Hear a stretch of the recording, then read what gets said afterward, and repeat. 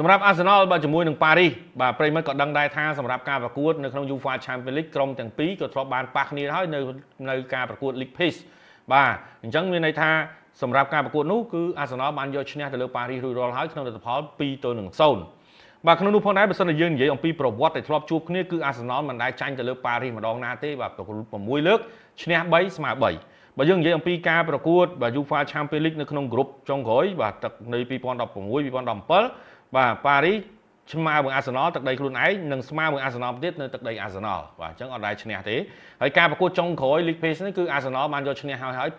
2-0បាទអញ្ចឹងសម្រាប់ការប្រកួតនេះយើងក៏លេខទៅមើលការប្រកួតចុងក្រោយរវាងក្រុមទាំងពីរនៃការប្រកួត League Pace វិញឃើញថាសម្រាប់ការគ្រប់គ្រងនៅលើទីលានគឺ Paris គឺពិតជាប្រេះគឺពិតជាប្រឹងគឺពិតជាគ្រប់គ្រងលើទីលានបានច្រើនជាងប៉ុន្តែ Arsenal គឺប្រើតាមប្រព័ន្ធមួយរបស់លោក Mikel Arteta គឺទប់វាយបកប៉ុន្តែអ្វីដែលយើងបានសម្លឹងមើលឃើញណា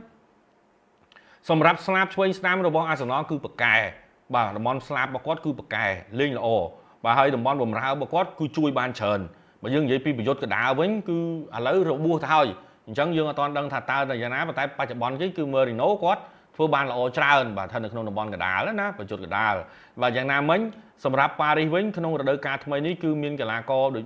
Beroka មានដូចជា Vertinha អីកំពុងតែស្ថិតនៅក្នុងបាទភាពល្អប្រសើរច្រើនបាទបើមិនជាយើងនិយាយអំពីកីឡាករស្ថិតនៅក្នុងតំបន់ការពារវិញយើងឃើញថាសម្រាប់កីឡាករមួយរូបបាទដែលការពារជាមួយនឹងសាឡាណាគឺ Mendes ធ្វើបានល្អមែនតើបាទសាឡាគឺពិបាកជាមួយគាត់មែនតើអ្វីដែលយើងកលេចទៅមើលទៅថាតើ Paris មានចំណុចល្អនៅត្រង់ណានោះគឺតំបន់ការពារអត់សូវទេប្រិមិត្តបាទ Paris នៅក្នុងរដូវកាលថ្មីនេះអ្វីដែលគាត់ធ្វើបានល្អខ្លាំងគឺជាមួយនឹងការប្រេះនិងគ្រប់គ្រងនៅលើទីលានបាទប្រេះនិងគ្រប់គ្រងនៅលើទីលានហើយអ្វីដែល Paris មើលទៅលំបាកតំបន់ប្រយុទ្ធរបស់គាត់អត់សូវមុតទេបាទតំបន់ប្រយុទ្ធរបស់គាត់អត់សូវមុតទេបិទមែននៅក្នុងរដូវកាលថ្មីនេះបាទបើសិនជាយើងនិយាយវិញគឺសម្រាប់Ousmane Dembélé បាទត្បិតតែ Ousmane Dembélé រដូវកាលនេះធ្វើបានល្អនឹងជួយទៅលើ Paris ច្រើនមែនតើប៉ុន្តែបើប្រៀបធៀបជាមួយនឹងការជួយក្រុមនេះខ្ញុំមើលទៅគាត់ក៏មិនទាន់មានប្រសិទ្ធភាពខ្លាំងណាស់ណាដែរបាទខ្លាំងណាស់ដែរបើសិនជាយើងនិយាយអំពីការលេងជាក្រុមវិញខ្ញុំអាចនិយាយបានថាសម្រាប់ Arsenal គឺលេងជាក្រុមខ្លាំងបាទការយល់ចិត្តគ្នាគឺល្អមែនតើបាទសម្រាប់ Arsenal មិនអាត្មានិយមបាទបាល់ដែលត្រូវសុទ្ធពេលខ្លះមិនខ្ចីសុទ្ធទៀតសុកចិត្តបញ្ជូនឲ្យមិត្តរួមក្រុមនេះគឺជាចំណុចល្អមួយរបស់ Arsenal ការសហការគ្នាគឺបានល្អមែនតើបាទប៉ុន្តែក៏មានចំណុចលំបាករបស់ Arsenal ដែរចំណុចមួយគឺតំបន់ស្លាបការពាររបស់គាត់បាទតែឥឡូវដូចមកវិញអស់ហើយដូចអត់បញ្ហាអីទេកាឡា Flori ដូចជារបួសប៉ុន្តែយើងក៏លេខទៅមើល Timber គឺគាត់ល្អហើយកីឡាករចំនួនក្រោយរបស់ Arsenal គឺ Skelly ក៏គាត់ធ្វើបានខុសបាដែរបាទអញ្ចឹងខ្ញុំគិតថាដូចជាអត់បញ្ហាទេតំបន់ការពាររបស់ Arsenal បាទដោយ Gabriel Magalhaes ត្បិតតែគាត់ចាក់ចេញតែ Tony Cho ក៏ដូចជាមិនជាអន់ដែរបាទអញ្ចឹងសម្រាប់ Arsenal នៅពេលនេះខ្ញុំមើលទៅឃើញថាមានភាពល្អប្រសើរច្រើនបាទ Declan Rice គឺគាត់ជួយច្រើនតំបន់បាទនៅក្នុងតំបន់ការពារផងបំរើផងតំបន់ប្រយុទ្ធផងគាត់ជួយបានច្រើនមែនតើហើយសម្រាប់ Partey វិញគឺជួយនៅក្នុងតំបន់បំរើការពារបាទអ្វីដែល Arsenal មានការខ្វះខាតគឺតំបន់ប្រយុទ្ធកដាលទេសោកស្ដាយមែនតើកីឡាករកំពុងតែលេងត្រូវជើងគ្នាល្អបាត់បង់ប្រយុទ្ធកដាលជាពិសេសគឺ Kai Havertz បាទប៉ុន្តែយ៉ាងណាមិញសម្រាប់ការជំនួសរបស់ Merino ចូលខ្ញុំមើលទៅឃើញថាត្បិតតែ Merino មិនមែនជាអ្នកដែលលេចធ្លោអីក៏ពិតមែនប៉ុន្តែការលេងជាក្រុមរបស់គាត់គឺមានការ support គ្នាបានល្អច្រើនអ្វីដែលយើងបានសង្កេតមើលទៅគឺសម្រាប់ការ set piece ឬក៏ set play របស់ Arsenal គឺមានប្រសិទ្ធភាពខ្ពស់បាទបកកាយ set play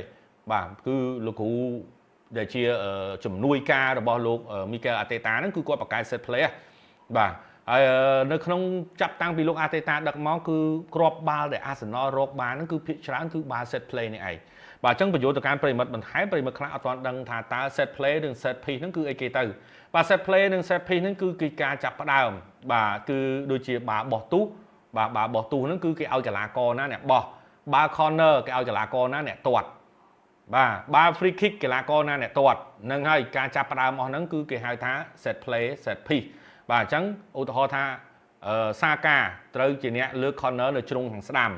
អញ្ចឹងសាកាអ្នកលើកខាងស្ដាំអញ្ចឹងអាហ្នឹងគឺកំណត់បែបហ្នឹងគឺ set piece set play ហើយ បាទអញ្ចឹងបើប្រិមិត្តបានដឹងហើយក៏អត់អីដែរប្រិមិត្តដែលមិនទាន់ដឹងនេះយកកន្លែងនេះគឺដើម្បីឲ្យបានយល់ថាអីទៅជា set piece អីទៅជា set play នៅគឺនៅក្នុងកន្លែងហ្នឹងកីឡាករណាដែលត្រូវ free kick អីហ្នឹងគឺគាត់ជាគ្រូមួយរូបដែលជាគាត់អ្នករៀបចំសម្រាប់ការ set play នេះឯងបាទ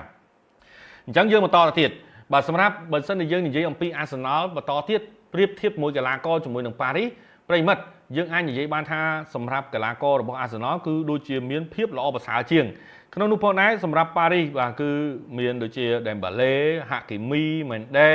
បាទមានBarcola នេះគឺជាកីឡាករដែលជាចំនួនក្រោយហើយក៏លេងបានល្អច្រើនដែរបាទសម្រាប់គាត់ណាបាទហើយសម្រាប់ Marquinhos ក៏នៅតែជាតំបន់ការពារបាទយ៉ាងកញ្ចាស់បាទរបស់ Paris ផងដែរបាទហើយមានកីឡាករការពារចំនួនធំដល់ដូចជា Pacho បាទមានអីចឹងទៅណាបាទប៉ុន្តែបើសិនជាយើងកលេចទៅមើលឲ្យមែនតើសម្រាប់កីឡាកររបស់ Paris គឺមានការថមថយជាងបាទកីឡាករបាទរបស់ Arsenal បាទបើយើងប្រៀបធៀបណាបើយើងប្រៀបធៀបបាទសម្រាប់កូឡូម៉ូនីបាទរបស់ Paris ខ្ញុំមើលទៅគាត់ដូចជាមិនជាណាទេបាទមិនជាណាទេអ្នកដែលគួរឲ្យខ្លាចបំផុតបាទសម្រាប់ Paris គឺ Ousmane Dembele បាទហើយសម្រាប់អ្នកដែលនឹងត្រូវបិទ Ousmane Dembele គឺ Skelly បាទកីឡាករវ័យក្មេងបាទរបស់ Arsenal ដែលទើបតែលេងបានពីប្រកួតដំបូងបានការក្រហមឡើយបាទអញ្ចឹងបើប្រៀបធៀបកីឡាករខ្ញុំមើលទៅឃើញថា Arsenal គឺមានកីឡាករដែលពោពេញសាច់ជាងបាទសម្រាប់សាកាគឺត្រូវធ្ងន់បន្តិចបាទសាកាធ្វើការធ្ងន់ព្រោះគាត់ត្រូវប៉ះជាមួយនឹង Mendes ហើយសម្រាប់ Martinelli ក៏គាត់ធ្វើការធ្ងន់ដែរគាត់ត្រូវប៉ះជាមួយនឹង Achraf Hakimi បាទអញ្ចឹងសម្រាប់ស្លាបឆ្វេងស្ដាំគឺតានតឹងដូចគ្នាបាទបើសិនជាយើងនិយាយអំពីតំបន់កណ្ដាលក៏ពិបាកវិញបាទសម្រាប់ Paris គឺត្រូវប្រឈមនឹងរឿងច្រើនដោយសារហេតុអីគឺដោយសារតែ Arsenal គឺបកកែ rotate បាទបកកែ rotate លេងតំបន់ប្រយុទ្ធកណ្ដាលគឺមានការផ្លាស់ប្ដូរ Odegaard ណា Odegaard Merino បាទ Declan Rice បាទជាពិសេស Declan Rice បកកែសុទ្ធពីចម្ងាយបាទ Declan Rice ផាត់ថៃនេះក៏បកកែសុទ្ធពីចម្ងាយដែរOdegaard នេះអូសស្ដាំលេងសុទ្ធទៅហើយក៏មិនអាចមើលងាយបានដែរអញ្ចឹងក្នុងការបិទសាកាហើយនឹង Martinelli ក៏ត្រូវមានការទូលាយនៅក្នុងតំបន់កណ្ដាលដូចគ្នាបាទអញ្ចឹងចំណុចនេះក៏ជាចំណុចមួយដែល Paris ពិបាកដែរការប្រកួតដែលនឹងបានប៉ះគ្នានៅក្នុងការប្រកួត League Pass ណាដែល Arsenal យកឈ្នះ 2-0 នឹងខ្ញុំសង្កេតមើលឃើញការប្រកួតនឹងថា Paris អ្នកគ្រប់គ្រងនៅលើទីលានមែនប៉ុន្តែបើសិនជាយើងនិយាយអំពីការសុទ្ធគឺសបាគ្នាទេ Paris សុទ្ធច្រើនជាងប៉ុន្តែចំគោលដៅតិចជាងដែល Arsenal សុទ្ធទេអញ្ចឹងមានន័យថា Arsenal លេងត្បិតតែមានការគ្រប់គ្រងចាញ់ទៅលើ Paris ក៏ពិតមែនប៉ុន្តែការបញ្ចប់ទីរបស់ Arsenal គឺច្បាស់ជាងប្រិមិត្តតួយ៉ាងដូចជាប្រិមិត្តមើលទៅការប្រកួតរបស់ Paris ចាប់តាំងពីការប្រកួត League Pass មកដល់ការប្រកួតវគ្គពាក់កណ្ដាលប្រៃព្រាត់ក៏ដូចជាវគ្គ8ក្រុមនេះយើងឃើញថាសម្រាប់ Paris គឺអត់ជាប់ក្នុងចំណាត់ថ្នាក់ top 8ទេបាទ8ក្រុមខ្ពស់ជាងគេទេ Paris គឺត្រូវលេងជម្រុះ play-off សិនបន្ទាប់មកបានឈានចូលដល់ប៉ះជាមួយនឹងក្រុមបន្តមកប៉ុន្តែយ៉ាងណាមិញសម្រាប់ Paris នៅក្នុងរដូវកាលនេះក៏គាត់ធ្វើបានល្អដែរដោយសារតែគាត់បានទម្លាក់ Liverpool តែការទម្លាក់ Liverpool នេះក៏ទម្លាក់ដោយពិបាកដែរស្ថិតនៅក្នុងការប្រកួតបាទឈានចូលដល់ការពេណាំងទីនោះទេបាទមិនមែនស្រួលនោះទេហើយបើសិនជាយើងនិយាយអំពីគ្រាប់បាល់ដែលស៊ីទៅលើ Liverpool មកគ្រាប់តាមនេះក៏គ្រាប់បាល់ដែលមិនជាល្អខ្លាំងណាស់ណាដែរអញ្ចឹងមានន័យថាសម្រាប់ Paris ក្នុងការរកគ្រាប់មិនស្រួលប៉ុន្មានទេបាទមិនស្រួលប៉ុន្មានទេ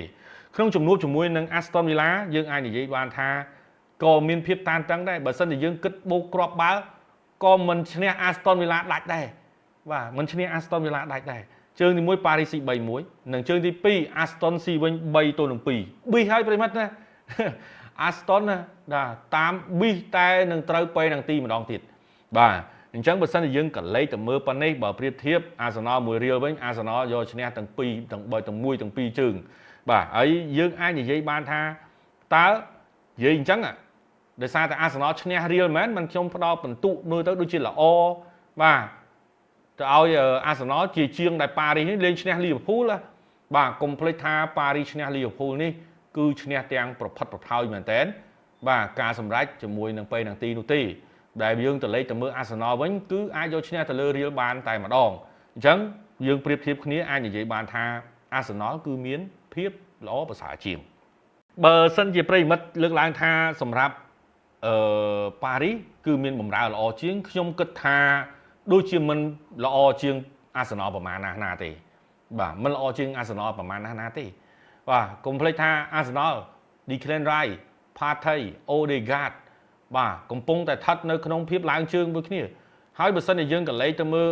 ការប្រកួតអ្វីដែលប៉ារីសមានណាគឺប្រេសប៉ារីសពិតជាលេងប្រេសខ្លាំងមែនបាល់ទៅណាគឺកីឡាករប៉ារីសទៅទីនោះបាទបើសិនជាយើងនិយាយភាពប្រេសគឺប្រេសខ្លាំងជាងប៉ុន្តែបើសិនជាយើងនិយាយអំពីការសហការគ្នាជាក្រុមគឺអាសនលគឺមានការសហការគ្នាជាក្រុមបានខ្លាំងបាទអញ្ចឹងបើយើងក៏លេខទៅមើលប៉ារីសវិញប្រិយមិត្តប្រកាសទៅដឹងហើយបាទសម្រាប់វីទីញ៉ាបាទគឺគាត់ជាកីឡាករមួយរូបដែលមើលទៅគឺគាត់តំណងហើយបាទតំណងហើយប៉ុន្តែសម្រាប់កលូមួយនីអីខ្ញុំមើលទៅដូចជាហ្វាប់ជាង100គាត់ប្រកែកសុទ្ធពីចម្ងាយប៉ុន្តែដូចជាមិនមានអីជួយទៅលើបាទប៉ារីសអីច្រើនទេបាទមិនដូចជាមិនជាប្រមាណទេប្រិមិត្តបាទខ្ញុំគិតថាដូចជាមិនប្រមាណទេសម្រាប់តំបន់បម្រើរបស់ប៉ារីសបើប្រៀបធៀបជាមួយតំបន់បម្រើរបស់អាសនលដូចជាមិនជាឈ្នះទៅលើអាសនលទេបាទហើយអ្វីដែលពិសេសនោះគឺសម្រាប់អាសនលគឺមានផាតថៃដែលគេលេងស្ថិតនៅក្នុងតំបន់បម្រើការពារអញ្ចឹងបើប្រៀបធៀបគឺវាមាំទាំជាងបាទអញ្ចឹងសម្រាប់យប់នេះបើសិនជាយើងនិយាយអំពីស្លាបពិបាករៀងខ្លួនសម្រាប់អាសនលរៀងតានតឹងបន្តិចដោយសារតែ Skelly គាត់នៅក្មេងគាត់ត្រូវបិទជាមួយនឹង Ousmane Dembélé ប៉ុន្តែសម្រាប់អាសនលគឺមានភាពតានតឹងដូចគ្នាដោយសារតែ Martinelli ត្រូវបានបិទដោយបាទអាក្រាហាគីមីហើយក៏ដូចជាបាទសាកាត្រូវបិទដោយ Mendes ប្រិយមិត្តឃើញហើយសម្រាប់សាឡាគឺពិបាកយកឈ្នះជាមួយនឹង Mendes ណាបាទប៉ុន្តែយើងក៏បានដឹងហើយថាសម្រាប់អាសនលសាកាក៏គាត់ត្រឡប់មករកភាពល្អច្រើនមិនអាចធ្វើប្រហែលបានទេបាទការលេង rotate គ្នារបស់អាសនលគឺល្អពេកហើយបាទហើយការសហការគ្នារបស់អាសនលនោះគឺជាក្រុមក៏សាហាវពេកដែរប៉ុន្តែបើសិនជាយើងនិយាយអំពីការក្លុកកម្លាំងប្រេសគឺបានទៅលើប៉ារីសហើយប៉ារីសគឺពិតជាប្រេសខ្លាំងមែនប៉ុន្តែការលេងប្រេសខ្លាំងនេះប្រសិនបើអាសនលលេងគេថាឆ្លាតខ្លាំងឬក៏ការបញ្ជូនបាល់ complete ខ្លាំងគឺប៉ារីសឯងនេះអស់ច្រើនប៉ុន្តែខ្ញុំមើលឃើញការប្រកួតរវាងប៉ារីសជាមួយនឹងអាសនលមួយលីភូលមើលឃើញថាគាត់ប្រេសសាហាវពេកបាទខ្លាំងមែនទែនបាទ